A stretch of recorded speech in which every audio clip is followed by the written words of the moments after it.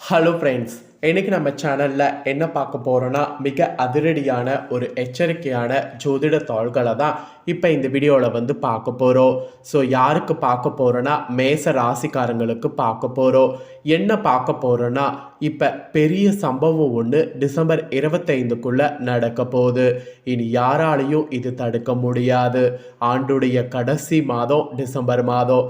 December மாதத்தில் கடைசியாக கிரகநிலைகளால் மேசராசியை சேர்ந்தவர்களுக்கு இந்த மாதிரியான பலன்கள் கிடைக்கும் என்பது குறிப்பிடப்பட்டிருக்கு.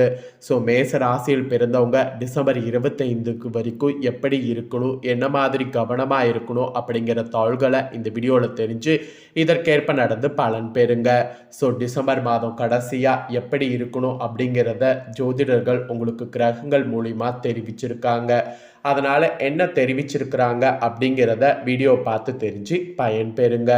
மேச ராசிக்காரங்களுக்கான பலன்களை பார்த்திடலாம் வாங்க. மேச ராசியில் பிறந்தவங்களுக்கு டிசம்பர் மாதம் கடைசியாக உயர்த்தாழ்வுகள் கலந்த நாட்களாக இருக்க போது.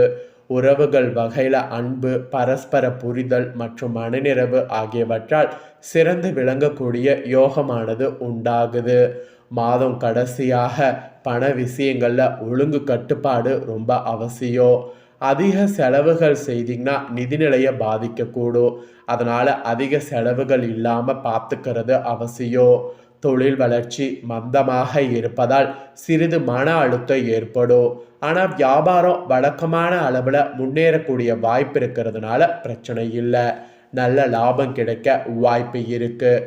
ஆனால் வாடிக்கையாளர்களிடமிருந்து பணம் பெறுதல் தாமதமாகலாம். எனவே இந்த மாதத்துடைய கடைசி நாட்கள் பொறுமையோடு நெகிழ்வாக இருக்க வேண்டும். உங்கள் ராசிக்காரங்க உடல்நல கொஞ்சம் பலவீனமாக இருக்கக்கூடும். எனவே ஓய்வு, ஒழுங்கான பராமரிப்பும் ரொம்ப அவசியம். கல்வித்துறையில் கூட மாணவர்களுக்கு வெற்றி மற்றும் பாராட்டு கிடைக்க வாய்ப்பு இருக்குது. அந்த பாராட்ட வாய்ப்பை கண்டிப்பாக மிஸ் பண்ணிடாதீங்க. ஸோ அந்த பாராட்டு வாய்ப்பை முழுசாக பயன்படுத்திக்குங்க. ஸோ மேச ராசிக்காரங்களுக்கு இந்த மாதிரி பல மாற்றங்கள் பார்த்தீங்கன்னு வச்சுக்கோங்களேன் உண்டாக போகுது. இன்னும் உங்களுக்கு டீட்டெயில்டாக என்னென்ன மாற்றங்கள் ஏற்படும் அப்படிங்கிறத சொல்கிறேன். டீட்டெயில்டாக என்னென்ன மாற்றங்கள் ஏற்படும் அப்படிங்கிறதையும் தெரிஞ்சுக்குங்க. ஏன்னா டீட்டெயில்டாக உங்களுக்கு சொன்னாதான் உங்களுக்கு என்னென்ன மாற்றங்கள் அப்படிங்கிறத நீங்கள் அதற்கேற்பார் போல் நடந்துக்க முடியும். ஸோ இன்னும் உங்களுக்கு டீட்டெயில்டாக என்னென்ன நடக்கும் அப்படிங்கிறத ஷேர் பண்ணுறேன். டீட்டெயில்டாக என்னென்ன நடக்கும் அப்படிங்கிறத தெரிஞ்சுக்குங்க. ஃபஸ்ட்டு நீங்கள் எந்த ஒரு காரியம் செய்கிறதாக இருந்தாலும் ஒரு முறைக்கு இருமுறை யோசனை செய்யுங்க. அந்த காரியம் செய்தால் நமக்கு வெற்றி ஆகுமா, அந்த காரியத்தில் ஏதாவது ப்ராப்ளம் வருமா, அந்த மாதிரிலாம் நிறைய யோசிங்க. யோசித்து செய்யுங்க. அப்படி நீங்கள் யோசித்து செய்யும்போது அந்த காரியம் உங்களுக்கு வெற்றியாகும்.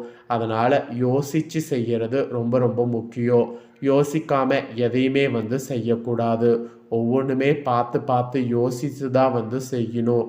நீங்கள் ஒரு காரியம் செய்யறதுக்கு முன்னாடி அதில் என்ன மாதிரி இருக்குது அப்படிங்கிறத பார்த்துட்டு அதுக்கப்புறம் செய்தீங்கன்னா நிறைய உங்களுக்கு பலன்கள் கிடைக்கும். அதனால் எல்லாத்தையுமே யோசித்து செய்யுங்க. மேச ராசியில் பிறந்தவங்களுக்கு டிசம்பர் கடைசியாக உயர்த்தாழ்வுகள் கலந்ததாக இருக்குங்கிறதுனால யோசித்து செய்ய வேண்டியது அவசியம். அதுக்கப்புறம் உங்களுடைய காதல் திருமண வாழ்க்கை எப்படி இருக்கும் அப்படிங்கிறத சொல்கிறேன். காதல் திருமண வாழ்க்கை எப்படி இருக்குங்கிறத தெரிஞ்சுக்குங்க. டிசம்பருடைய கடைசியில் உறவுகளில் மகிழ்ச்சி மற்றும் ஒற்றுமையானது காணப்படும்.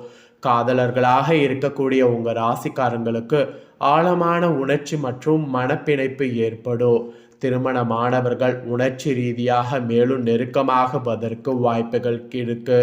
பெற்றோர்களுடன், அலுவலக மேலதிகாரிகளுடன் நல்ல புரிதல் ஏற்பட்டு பரஸ்பர பாராட்டு கிடைக்கும். அதுவும் நண்பர்கள் நம்பிக்கையுரியவர்களாக இருந்து மகிழ்ச்சியை சிரிப்பையும் அளிப்பாங்க. அந்த மகிழ்ச்சியையும் சிரிப்பையும் நீங்கள் மிஸ் பண்ணாமல் பெறணுங்கிறது தான் உங்கள் ராசிக்கு மெயினாக நான் சொல்ல வரேன். ஸோ காதல் திருமணத்தை பொறுத்த வரைக்கும் இந்த மாதிரி நீங்கள் நடந்துக்கிட்டிங்கன்னா ரொம்ப ரொம்ப ரொம்ப நல்லது. அதுக்கப்புறம் நிதி நிலைமை எப்படி இருக்குங்கிறத சொல்கிறேன். நிதி நிலைமை எப்படி இருக்கும் அப்படிங்கிறத தெரிஞ்சுக்குங்க. பணம் தொடர்பான விஷயங்களில் அதிக செலவு அல்லது வருமான குறைவு தாக்கம் ஏற்படுத்தக்கூடும். அது மட்டும் இல்லாமல் ஆபத்தான முதலீடுகள் இந்த ஆண்டு கடைசியாக செய்யாதீங்க. மீறி செய்தீங்கன்னா அதில் பெருத்த நஷ்டம்தான் ஏற்படும். அதனால் ஆபத்தான முதலீடுகள் எதையும் செய்யாதீங்க. டிசம்பரில் கடைசியாக கடன் எடுப்பதையும் தவிர்க்கணும், கடன் கொடுப்பதையும் தவிர்க்கணும். பெரிய செலவுகளெல்லாம் தள்ளி போடணும். மீறி தள்ளி போடலைன்னா அது உங்களுக்கு பெரிய ஆபத்தை ஏற்படுத்தும். நிதி நிலையில் கூட நிலைநிறுத்த விஷயங்களை கவனமாக பரிசீலிங்க. இல்லைனா உங்களுக்கு அது பெரிய ஆபத்தில் போய் முடியும். ஸோ நிதி நிலைமை பொறுத்த வரைக்கும் இந்த மாதிரி கவனமாக இருக்கணும் என்பது உங்கள் ராசிக்கு எச்சரிக்கையாகவே குறிப்பிடப்பட்டிருக்கு. அப்புறம் வேலையில் எப்படி உங்களுக்கு பலன் கிடைக்குங்கிறத சொல்கிறேன். பதவி உயர்வு அல்லது பாராட்டு தாமதமாக இந்த ஆண்டுடைய கடைசியாக வரலாம். பணியிடத்துல மன அழுத்தம் கூட இருக்கலாம். அரசு மற்றும் தனியார் துறைகளில் உள்ள ஆண்களுக்கு மேல் அதிகாரிகள் மற்றும் பணியாளர்களுடைய நல்ல ஒத்துழைப்பால் உத்தியோகம் மற்றும் நிலையானதாக இருக்கும். அது மட்டும் இல்லாமல் மென்பொருள் வல்லுநர்கள் டிசம்பரில் பல சிக்கல்களை எதிர்கொள்ளவும் வாய்ப்பு இருக்குது. தாமதம், தொழில்நுட்ப பிரச்சனைகள் மற்றும் அதிக பணி சுமை காரணமாக மன அமைதி பாதிக்கப்படலாம்.